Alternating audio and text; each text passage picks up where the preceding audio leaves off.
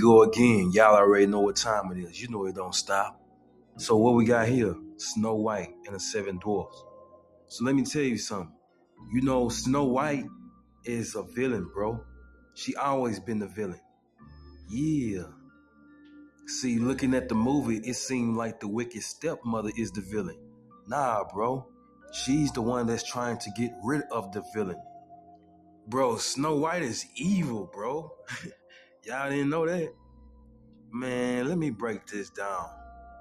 See, according to the witch and the story that they trying to tell us, this witch is jealous of Snow White because she's more beautiful than her, right? She's fair, and she wants to be the only one that's fair. So, she's jealous, right? At least that's the story that they trying to give us. But the true story is that she's not jealous at all, bro. That's false. She's trying to unalive Snow White. It's because Snow White is using her looks to get what she wants. See, with her looks, she's able to put spells on people to get them to do what she wants them to do. Like, for example, see, she's gathering these flowers, and she also knows that it's a guy over there that's trying to unalive her. She know that, but she know based on her looks, the spell is going to keep him at bay. Like, this whole time, she knew dude was going to come up on her and try to unalive her, but she also knew that he wouldn't do it. Why? Because the looks, that's her power. It's like an amulet. It will not let her be destroyed.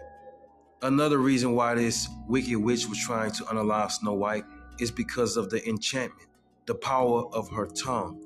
See, she had the power to pull all these animals, birds, squirrels, whatever, all to her to get them to do what she wants them to do. That's what I'm talking about, the power she had. Now, after she drew all of these animals to her with her enchantment spell of singing, she broke into the Seven Dwarfs' house. Now you see why this witch was trying to unalive her, bro. Look what she doing with her powers of enchantment. She put a spell on these birds and animals and turned them into slaves, bro. Look what she got them doing.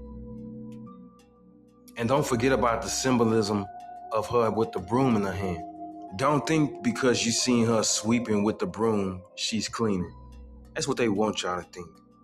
This is symbolism. We all know what the broom stands for. It stands for witchcraft. This is what witches use when they fly on the brooms. And then she lays down and falls fast asleep in the bed of the Seven Dwarfs.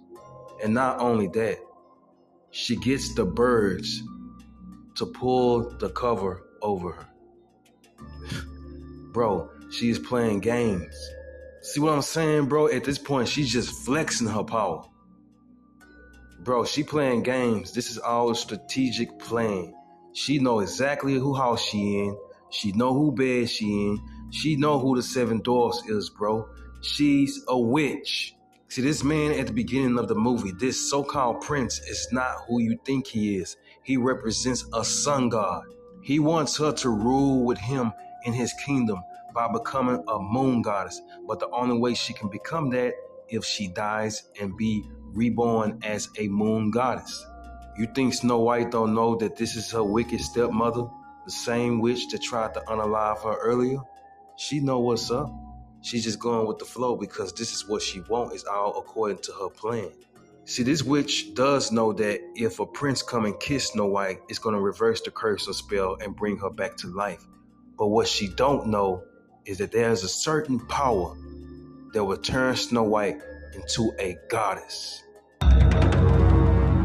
That's when the Seven Dwarfs come in because they the one who possess this certain power. Look at what they doing. Look at what they digging up. These represent gemstones. With these gemstones, they harness an energy, a certain power that comes from a dark force. This is all witchcraft, bro. See, the Seven Dwarfs had the power. That's why she was in their house, bro. And like I said, the broom symbolized witchcraft. Her sweeping it like that symbolized witchcraft. None of them knew that she was a witch, except one. And that's why he didn't participate in nothing. He knew she was a witch, but it was her powers, the spell, that she had up on him that made him crack at the end. Also, did you catch the ritual that she had them do? Go back to the beginning, bro. The ritual was the water. It was all about the water. And look at this so-called prince, which is a sun god, just making sure she keeping her end of the bargain. You know what I'm saying? Making sure she's staying with the plan was to do the ritual with the water. He also had to come and join because this is how the ritual was going to be complete. And later on that day, she got all the 7 dwarfs to wash themselves in water. She did that. Then when she fell asleep, I ain't gonna say the other word, I'm gonna say fell asleep. The watery tears. The tears represents the water. Then the very next scene, the water that's falling from the sky. See, it's a ritual. The ritual was complete. All he had to do was kiss the princess. She come back to life as a goddess. The very next scene, you see them walking to the clouds and you see this castle coming out. This castle represents the kingdom, his kingdom. Now she resides with him as a moon goddess. It's the structure of false mother god, sun god, father god worship, polytheism. It's demonic, bro.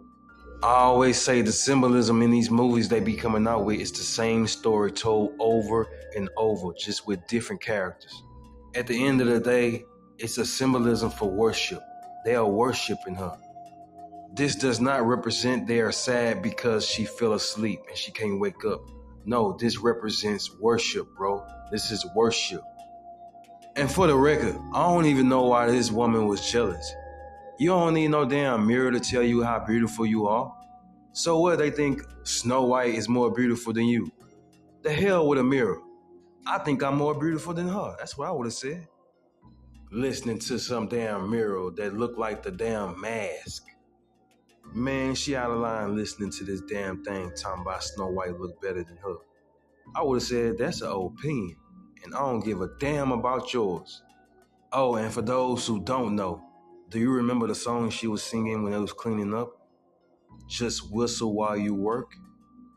Well, in the early 2000s, these rappers named Yin Yang Twins had a song called Whistle While You Twerk.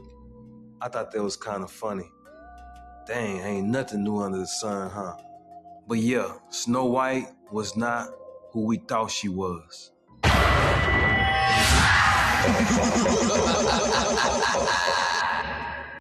Yeah. I'm back jamming. I got the missile, ain't up for debating, they want it. 'Cause my